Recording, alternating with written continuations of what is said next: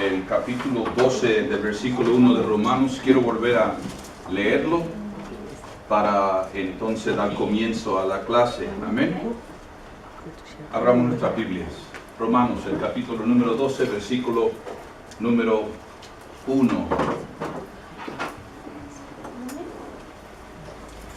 Al tono de niño, entonces la pastora nos puede llevar en oración para comenzar la clase de hoy. Romanos 12, 1.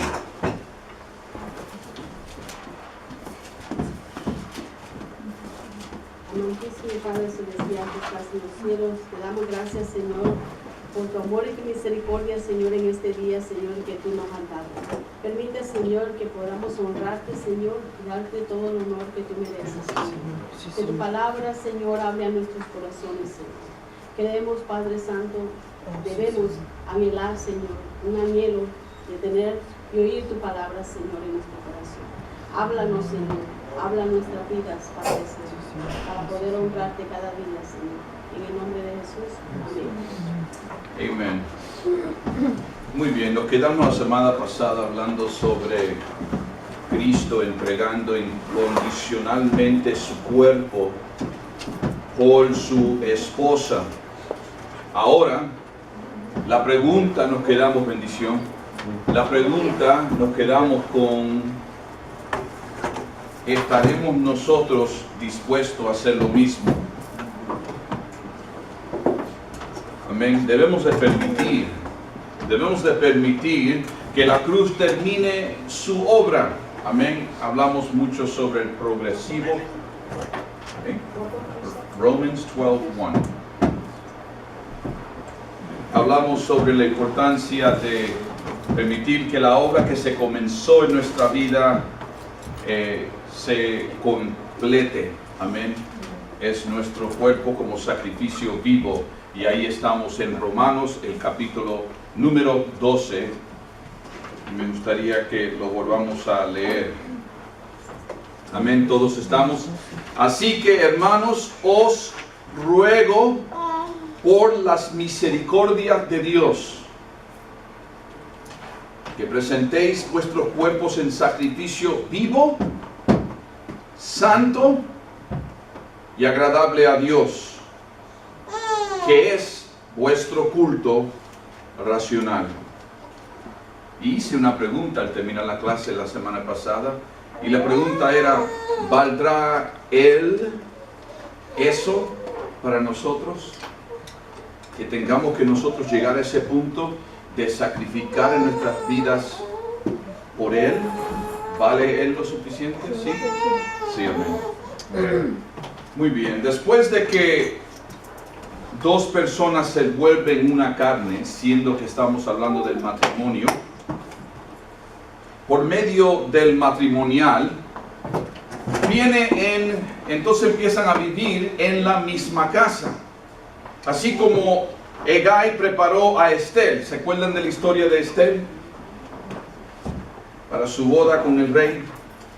Y él le dio todo lo que necesitó para estar lista.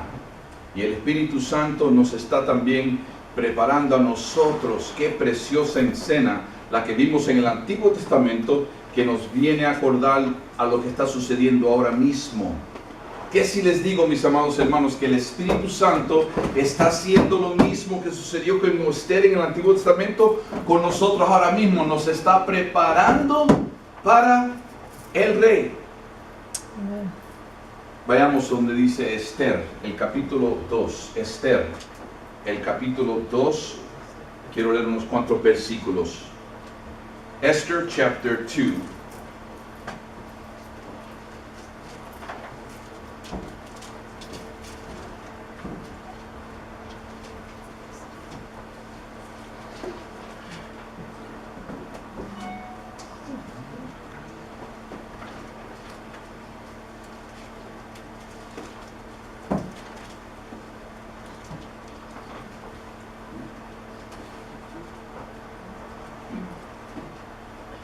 Amén.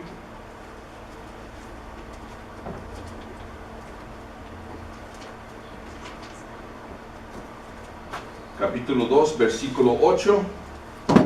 y el 9.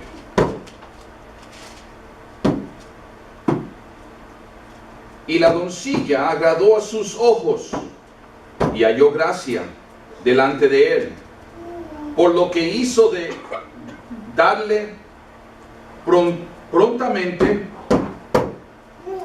ativios y alimentos.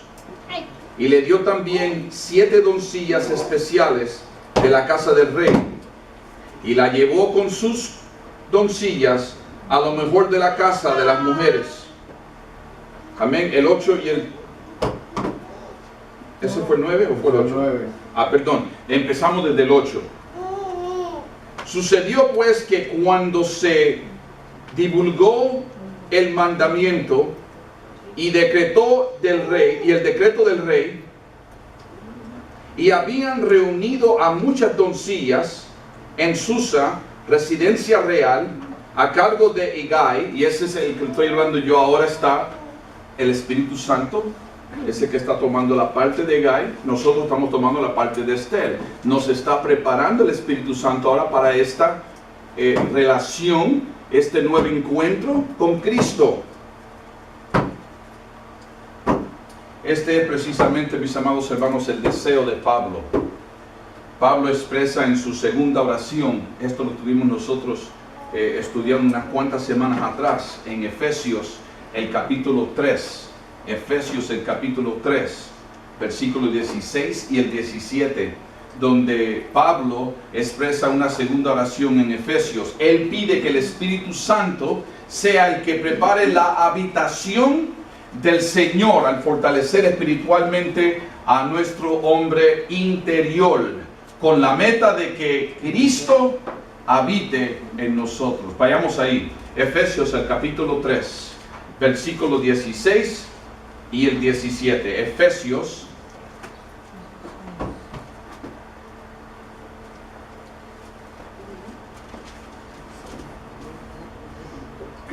amén. Versículo 16 del capítulo 3 de Efesios. Para que os dé conforme a la riqueza de su gloria, al ser fortalecidos con poder en el hombre interior por su espíritu, para que habite Cristo por la fe en vuestros corazones, a fin de que arraigados y cimentados en amor. Muchas de las veces nosotros nos encontramos tratando de figurar cómo es y qué es lo que Cristo quiere que nosotros estemos haciendo en el día. Acuérdense, Él fue el que nos volvió a establecer un nuevo mandamiento. En otras palabras, si pudiéramos solamente hacer lo que Él nos ha pedido, amar sobre todo. Pablo no pide que habite en nosotros un poco de lo que es Cristo. Él pide que seamos llenos de la plenitud de Dios. Y ya que estamos en Efesios, veamos ahora el versículo 19, ahí en el mismo capítulo. Fíjense bien lo que dice el versículo 19. Y de conocer el amor de Cristo, que excede a todo conocimiento, para que seáis llenos de un poco, de toda la plenitud de Dios. ¿Pudiéramos hacerlo, hermanos, si no entendemos cuál es su plenitud? ¿Pudiéramos cumplir si no entendemos lo que es la plenitud de Dios? Si no entendemos primeramente quién es Dios. Yo siempre he dicho, ¿cómo puede ser posible que nosotros estemos en una posición donde podamos servir a un rey que no conocemos, que no entendemos? Y esta es la razón, es porque es que hay tanta dificultad con que uno se quede en el camino. Es por lo mismo, porque no estamos entendiendo bien lo que es el camino. Cristo es el camino, y Él caminó y dio un ejemplo. Y en su ejemplo, en varias ocasiones, Cristo nos enseña que sobre todo es amar. Si podemos ver cómo es que Él trataba a todos. A Él le pedían milagros, beneficios propios. En una ocasión vino una familia muy conocida al Señor y les pide que vengan por favor porque una amistad del Señor estaba muy enfermo. ¿Se acuerdan de la historia de Lázaro? Y en esta ocasión el Señor le dijo, está bien, yo iré. Sin embargo, se fueron desesperando porque más enfermo se estaba poniendo Lázaro. Nosotros a veces que acudimos más al Señor dependiendo en la intensidad de la enfermedad. Y hay que tener mucho cuidado, porque el Señor está atento a todo. Él está atento a todo. ¿Y qué fue lo que Él dijo en aquella ocasión? Todo lo que sucede, sucede para que Dios sea glorificado. ¿Está enfermo Lázaro? No hay problema. Dios va a ser glorificado con sanarlo. Ah, pero en su enfermedad murió. Pasaron días. Pues para la gloria de Dios.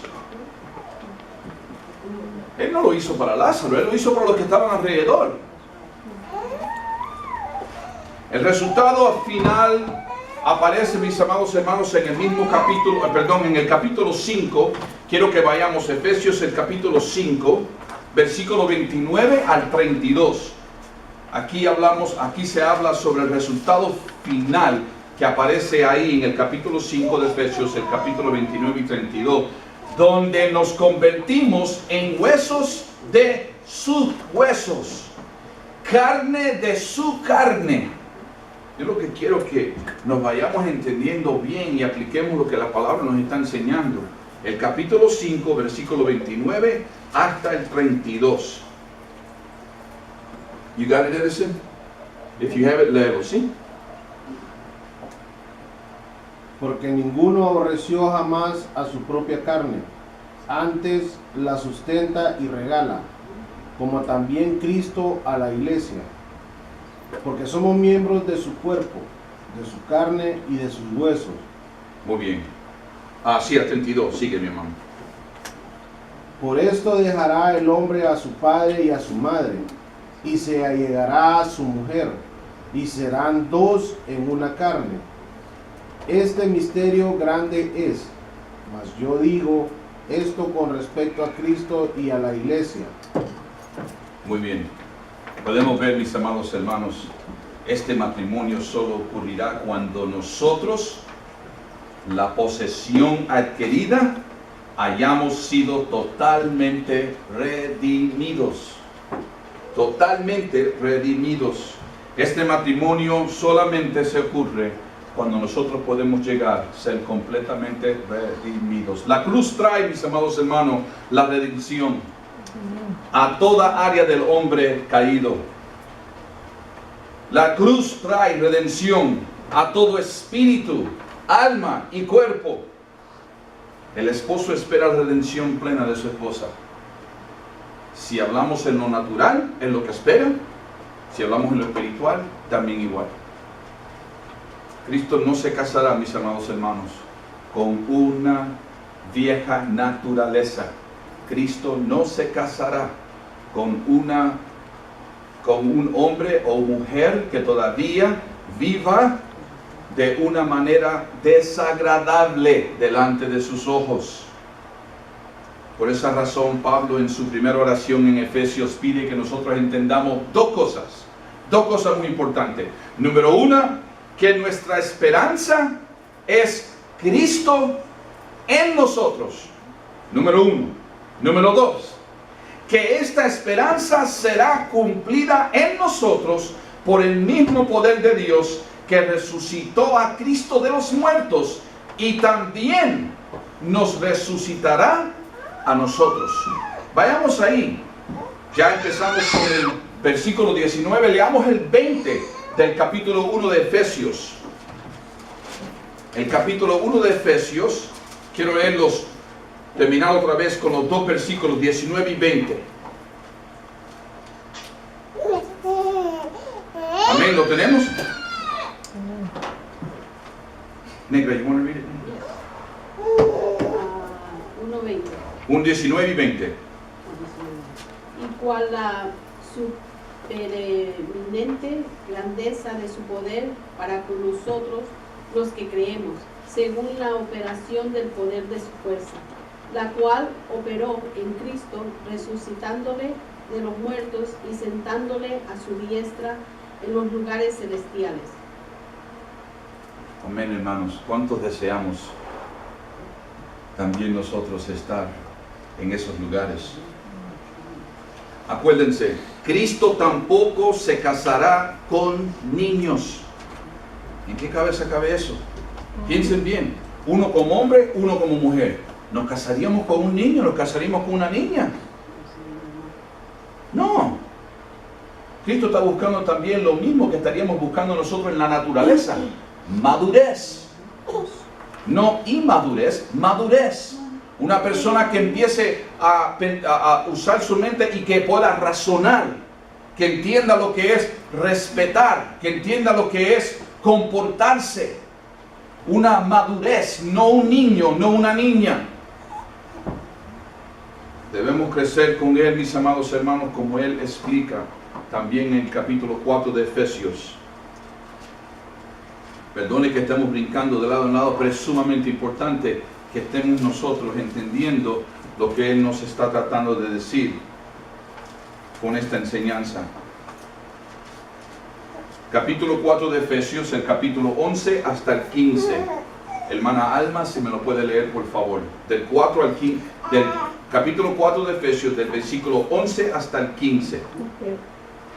Dice, y Él mismo constituyó a unos apóstoles, a otros profetas, a otros evangelistas y a otros pastores y maestros, a fin de perfeccionar a los santos para la obra del ministerio, para la edificación del cuerpo de Cristo, hasta que todos lleguemos a la unidad de la fe y el conocimiento del Hijo de Dios, a un varón perfecto a la medida de la estatura de la plenitud de Cristo, para que ya no seamos niños fluctuantes, llevados por donde quiera de todo viento de doctrina, por estratagema de hombres que para engañar emplean con astucia las artimañas del error, sino que siguiendo la verdad en amor, crezcamos en todo en aquel que es la cabeza, esto es Cristo.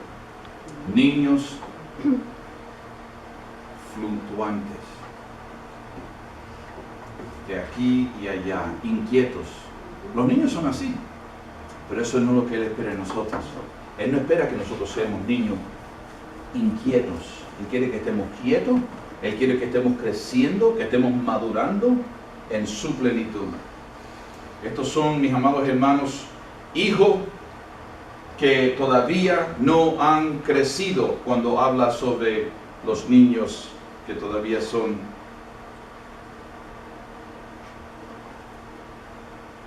Déjame pronunciar bien la palabra.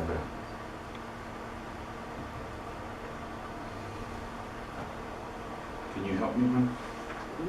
Fluctuantes.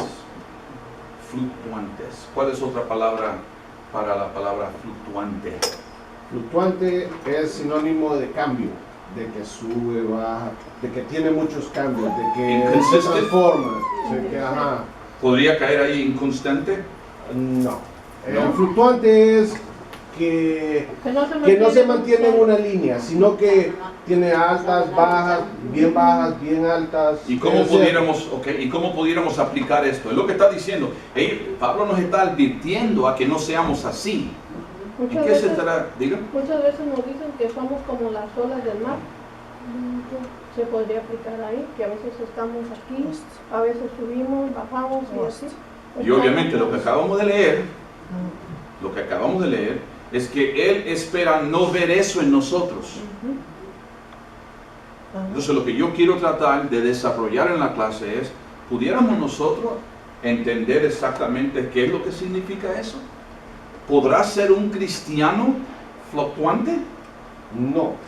No tiene que ser fluctuante, porque cuando uno es fluctuante, o sea, Pablo nos manda que estemos en una línea recta, pero como nosotros, la naturaleza de nosotros nos mantiene en esa fluctuación, dependiendo de muchas razones, estado de ánimo,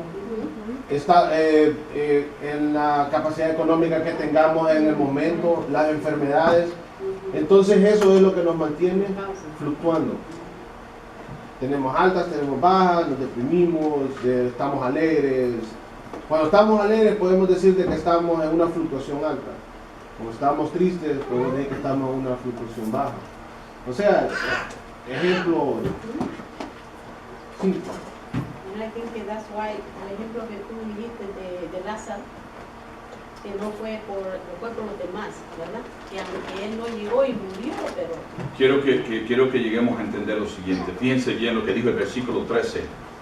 Hasta que todos lleguemos a la unidad de la fe y del conocimiento del Hijo de Dios, a un varón perfecto, a la medida y de la estatura de la plenitud de Cristo. ¿Pudiéramos hacer eso sin Cristo? Nunca pudiéramos llegar a hacerlo sin Cristo. Por eso es sumamente importante que nosotros entendamos que la relación entre uno y Cristo tiene que ser prioridad número 1 en nuestra vida. ¿Queremos cumplir lo que dice la palabra? Yo fui el que le hice la pregunta. ¿Is he worth it?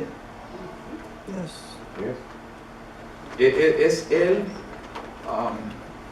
¿Vale la pena? ¿Vale la pena el Señor que nosotros sacrifiquemos este cuerpo, nuestra vida material por Él? Esto es solamente para los que entienden que sí vale la pena. Sí vale la pena. Amen. Este crecimiento espiritual, mis hermanos, solamente sucede a través de la Semana Redentora. Es lo que estamos estudiando. La Semana Redentora, estamos hablando del proceso de los primeros 6 días. Estamos siguiendo ahora, terminando con el 6 para entrar en el 7. Pero esta Semana Redentora tiene todo que ver con menguar continuamente lo que somos y crece lo que Él es. Yes. Eso es lo que tiene que ver la Semana Redentora. Eso es lo que tiene que ver entender que nosotros desde el principio, día número 1, estábamos en la oscuridad, no entendíamos. Estamos perdidos hasta que podamos ver un poquito de luz. Esa luz va creciendo en nuestra vida. Mientras la luz se va poniendo más claro, vemos mejor. Un cuarto con un wattage de 40 en este cuarto es una luz opaca, pero no está oscuro. Se ve algo. Si la cambiamos a 60, se ve más todavía. 75 sigue viéndose las cosas con más claridad. Y así es el Evangelio. Y tenemos que entender que nosotros, mientras vamos creciendo, el crecimiento y el resultado del crecimiento, ¿dónde que se va reconociendo? La bebé va a cumplir 1 año, 1 añito. Nosotros ya vamos a ver que ella está más o menos entre el 1 y los 2 cuando empiece sus primeros pasos. Un bebé que empieza a caminar aproximadamente de 1 a 2 años. ¿Sí? Algunos son más valientes y lo hacen mucho más antes, como en lo espiritual también. Pero en lo natural estamos viendo un bebé de 1 año que vamos viendo. ¿Y cómo sabemos que está creciendo? Por el resultado. Porque Victoria gatea como una campeona. La podemos poner en una carrera de gatear. Y si papi está en el otro lado, gana. ¿Es o no lo es? Pero cuando nació Cynthia no creo que salió gateando. ¿Verdad que no? Con el tiempo fue gateando. Pero juntamente con eso, esta niñita también le estuvieron dando nutrición apropiada para su crecimiento. Nosotros queremos crecer en el Evangelio. Acordémonos, también tenemos nuestra nutrición. Es tan importante.